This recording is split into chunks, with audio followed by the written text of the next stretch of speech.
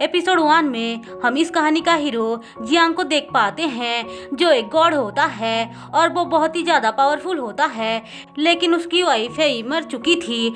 हम देखते हैं उसके साथ एक डेविल लड़ने के लिए आता है, लेकिन वो बहुत ही आसानी से उसको हरा देता है। असल में उस डेविल को पता नहीं था कि जियांग अब एक पावरफुल गॉड बन चुका है जिसके सामने कोई भी टिक नहीं पाएगा।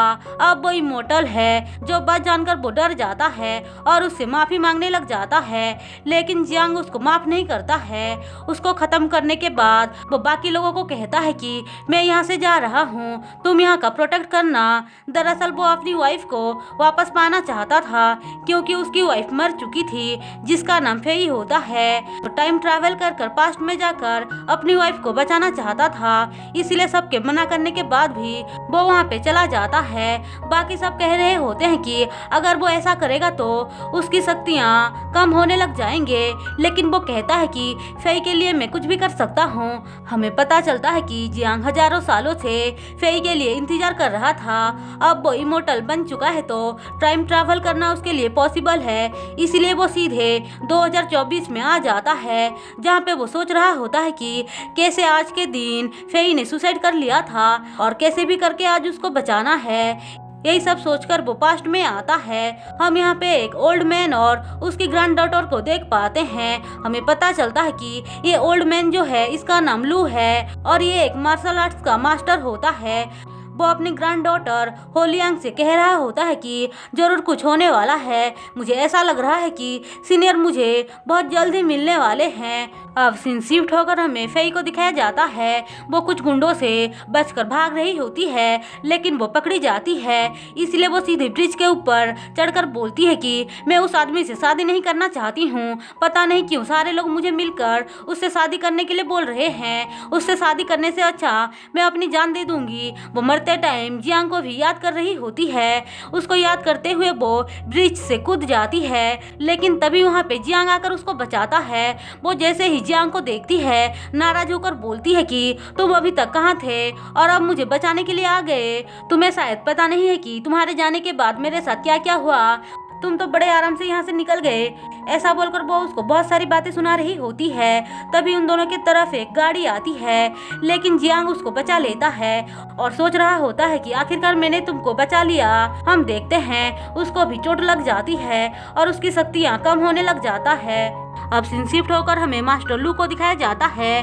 वो होलिंग से कह रहे होते हैं कि हमें जल्दी से ही सीनियर को ढूंढना होगा और मैं चाहता हूँ कि तुम उसकी मेड बनो। जो बात सुनकर हालिंग को बिल्कुल भी अच्छा नहीं लगता है। और फिर से हमें फेई को दिखाया जाता है। वो घर वापस आ जाती है, जिसको देखकर उसकी मॉम बहुत ही ज्यादा गुस्सा करती हैं। वो चाहती थी कि फेई यंग मास्टर कॉन्ग से शादी कर ले क्योंकि वो लोग बहुत ही ज्यादा रिच थे और लियू फैमिली की कंडीशन फिलहाल बहुत ही ज्यादा खराब थी, इसलिए वो फेई को जबरदस्ती कॉन्ग के साथ शादी करने के लिए बोल रही होती है।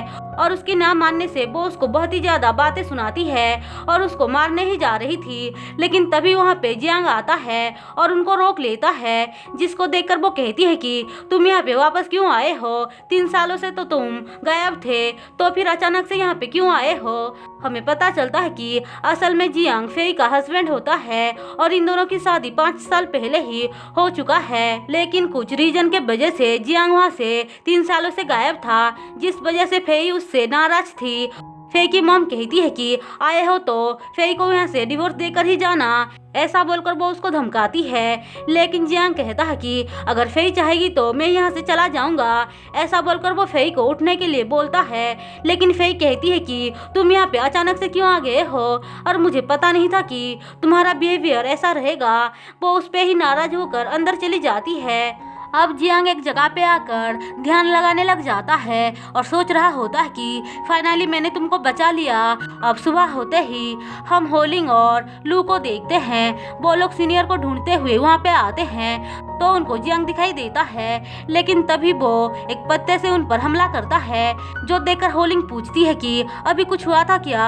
मास्टर कहता है कि नहीं, मैंने तो कुछ भी नहीं देखा है। फिर वो लोग जियांग से पूछते हैं कि क्या तुम यहाँ पे किसी आदमी को देखा है जो कुछ अजीब सा बिहेव कर रहा था? जियांग कहता है मैंने किसी को नहीं देखा है। ऐसा बोलकर वो वहाँ से चला जाता है। होलिंग को उसकी एटीट्यूड बिल्कुल भी अच्छा नहीं लगता है। होलिंग कहती है आप जाकर आराम कीजिए, मैं उस सीनियर को ढूंढने जा रही हूँ। ऐसा बोलकर वो चली जाती है। हमें पता चलता है कि असल में लू को किसी ने पॉइजन दे दिया था, इसलिए उसके पास ज़्यादा टाइम नहीं था। उसकी नज़र अब उस पत्ते पे जाती है जिससे जियांग ने उन पर हमला किया था और उसको देखते ही उसे कुछ समझ में आ जाता है